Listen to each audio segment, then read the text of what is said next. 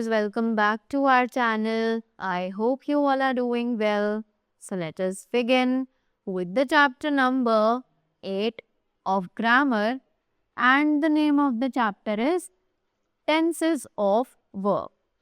So अब इस chapter में हम लोग वर्ब के टेंसेस के बारे में जानेंगे, राइट? सो सबसे पहले जानते हैं कि टेंस क्या होते हैं, करेक्ट? सो दे से a verb is the most important word in a sentence. कि एक verb जो है वो सेंटेंस का सबसे इम्पोर्टेंट पार्ट होती है. Apart from telling about the action or the happening, it also gives an idea of the time of action.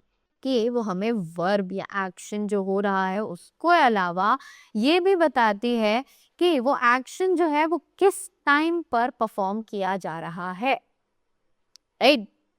The verb telling time of action is called tense. तो ऐसी verb जो हमें action का time भी बताए उसे हम tense कहते हैं. We have 3 types of tenses. हमारे पास 3 तरीके के टेंसेस होते हैं. These are, what are those 3 tenses? So they are present tense, past tense, future tense. Now let's see what is this present tense. If the verb indicates the action is happening now, it is of present time. कि जो verb हमें ये बताए कि जो action है वो अभी perform किया जा रहा है right now, तब वो कहा जाता है present tense में, right? Past tense. If the verb indicates the action has happened before now, it is of past tense. एक ऐसा वर्ब जो हमें बताए कि जो एक्शन है वो एक्चुअली इस टाइम से पहले हो चुका है, अभी के टाइम से पहले हो चुका है, राइट? बीते हुए समय में किया जा चुका है, तब हम उसे पास्ट टेंस कहते हैं, correct? Next we have future tense. If the verb indicates that the action is to happen after now, it is of future tense.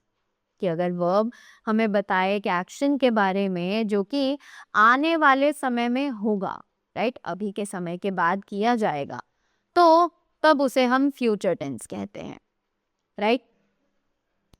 Is, am, are, was, were, will be, shall be, has or have and had are the helping verbs.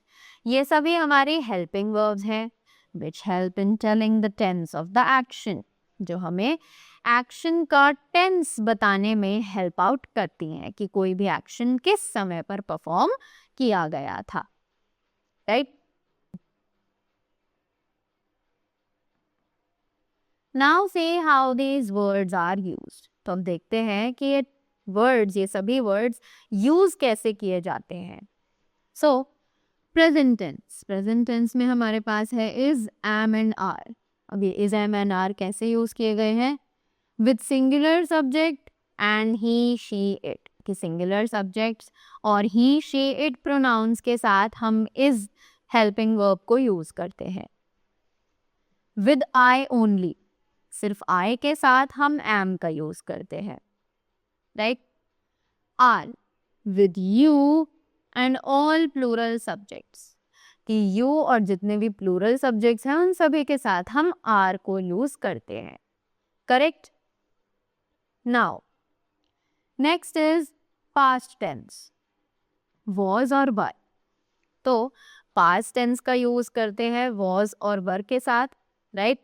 So it is with singular subject and I. Singular subject और आई के साथ हम was का use करेंगे और वर का use करेंगे plural subjects और यू के साथ. क्लियर? Next future tense. अब फ्यूचर टेंस के साथ हम क्या यूज करते हैं? विल बी या फिर shall be, right? So it says with singular and plural subjects and you, he, she, it, they with I and we, right? कि फ्यूचर टेंस में विल बी और शैल बी का use किया जाता है. Will be का use होता है सिंगुलर और plural subjects including you, he, she, it और दे. और शैल का यूज होता है आई और बी के साथ. That's it, right? Now read and understand, जल्दी से इन्हें पढ़ते हैं और समझते हैं what they are saying. I am happy. She is not at home. We are sad today. You were absent yesterday. He was at school in the morning. I shall come tomorrow. He will punish you. She will go to Delhi.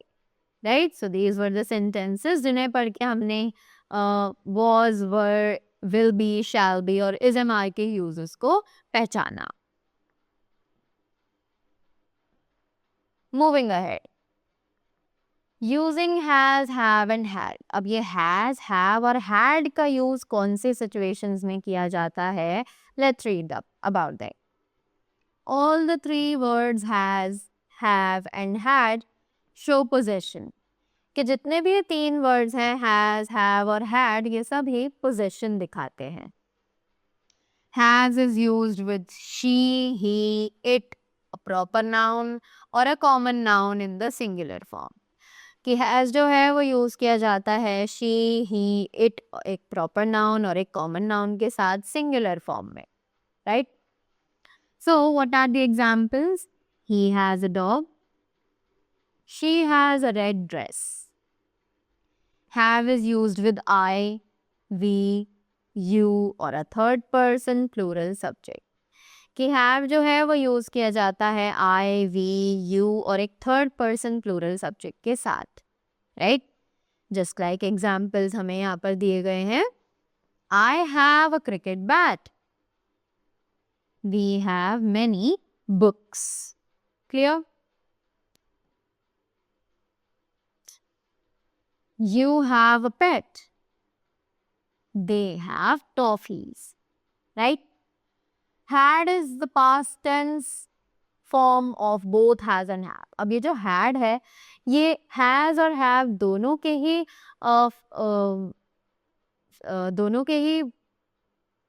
दोनों ही forms का past tense है, right?